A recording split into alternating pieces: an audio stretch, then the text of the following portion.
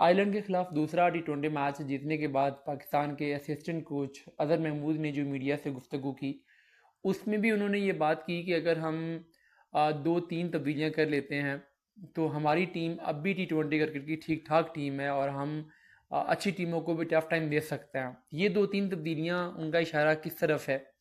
देखें, एक तो पाकिस्तान ने जो पिछले मैच में अगर आप देखो प्लेइंग 11, तो वहाँ पे पाकिस्तान ने शादाब खान को खिलाया और शादाब खान की जो बॉलिंग परफॉर्मेंस है पिछले कुछ अरसे में, पिछले कम से कम 2 साल से वो बहुत ही डाउन हुई हुई है।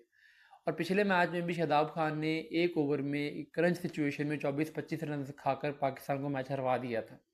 वही एक ओवर पाकिस्तान और आयरलैंड के दरमियान फैसला कौन साबित हुआ था। और आज अगर वो नहीं थे तो वो इमाद वसीम और साइम अयूब ने जो टोटल 4 ओवर किए, उसमें 3 ओवर में कोई 20-21 रन इमाद ने दिए और एक ओवर में 7 रन साइम ने दिए।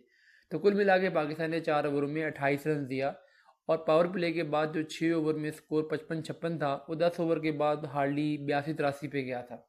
वहीं पे अगर वो 4 स्पिनर के ओवर में भी अगर 40-45 स्कोर बन जाता तो टारगेट 2 टन के करीब होता और फिर ये मैच जीतना बहुत मुश्किल हो जाता। तो वो बड़ा फैसला कुन इफेक्ट साबित हुआ उन स्पिनर्स के ओवर का। यहीं पे अगर शदाब एक आधा ओवर ऐसा करवाते जिसमें 15-20 रन पड़ जाते तो गेम का मोमेंटम ही बदल जाता। तो इसलिए शदाब खान को ड्रॉप किया है तो पाकिस्तान की स्पिन बॉलिंग डिपार्टमेंट की परफॉर्मेंस बेहतर हो गई है। वो फील्डिंग में या बैटिंग में कंट्रीब्यूट ज़रूर करते हैं, बट हमें जिस चीज़ की सबसे ज़्यादा ज़रूरत होती है वो उनकी बॉलिंग की होती है। तो एक बॉलिंग के लिहाज से वो पिछले 1.5-2 साल से पाकिस्तान के लिए बिल्कुल एक सफ़ेद हाथी बने हुए थे। तो ये मैनेजमेंट का अच्छा डिसीजन था कि उन्हें बाहर बिठाया। ये बड़ा बोल्ड डिसीजन था जो कि पाकिस्तान के काम आया। दूसरा, इसमें अगर हम देखें तो पाकिस्तान में जो ओपनिंग है, अब अदर महमूद तो ओपनर्स को जस्टिफाई करते रहे पिछले कुछ दिनों में, लेकिन अब वो भी मायूस नज़र आते हैं। साइम अयूब और बाबर आजम की जोड़ी थी, फिर साइम अयूब और अब रिजवान की जोड़ी आई है। उससे पहले भी साइम और रिजवान की जोड़ी थी। तो ये जो 3 डिफरेंट कॉम्बिनेशन से ट्राई किए गए पिछली 3 सीरीज़ में, तीनों में साइम ने ओपनिंग की है, बट साइम तीनों सीरीज़ में इम्पैक्ट क्रिएट करने में कामयाब नहीं हो सका। उसकी कोई एक 50 तक नहीं है यार, मतलब हैरत की बात है कि वो पाकिस्तान के लिए पिछले 13-14 मैच खेल चुका है और कोई 50 स्कोर नहीं की, हार्डली 3 30s किए होंगे और बाकी तो बिल्कुल ही फ्लॉप रहा है। तो उसकी वजह से अब आप अगर इंटेंड करते हैं कि ये बंदा आगे पावर प्ले में स्कोर बना के देगा और वो मुसलसल फेल चल रहा है, तो फिर आप लंबे अरसे तक उसको कैरी नहीं कर सकते। तो अब अगर साइम अयूब 1-2 मैचेस में नहीं खेलता तो पाकिस्तान को वापस बाबर और रिजवान की जोड़ी पे आना पड़ेगा। ये हिंट दिया अजहर महमूद ने। तो साइम अयूब जो है उनका अब ख़तरे में है कि अगर वो एक आधे मैच में परफॉर्म नहीं करेंगे तो शायद फिर वो अपनी जगह बरकरार नहीं रख पाएंगे। उसके बाद बाबर आजम की जो कप्तानी है, अगर उसको देखें तो उन्होंने आज साइम अयूब को बॉलिंग में एक ओवर करवाया। उन्होंने 7 रन दिए और उसमें से भी एक चौका एज होके हुआ और साइम अयूब की 6 में से कम 3 गेंदें टर्न हुई।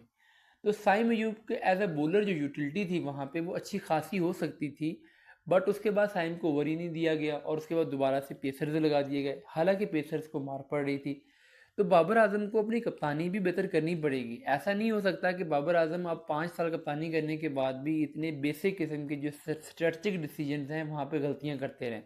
अगर वो ऐसा करते रहेंगे तो फिर उनके लिए चीज़ों को कंट्रोल करना मुश्किल होता चला जाएगा, क्योंकि आपको ये चीज़ें समझनी होती हैं कि किस सिचुएशन के अंदर कौन सा एवरेज प्लेयर भी बड़ा इफेक्टिव साबित हो सकता है।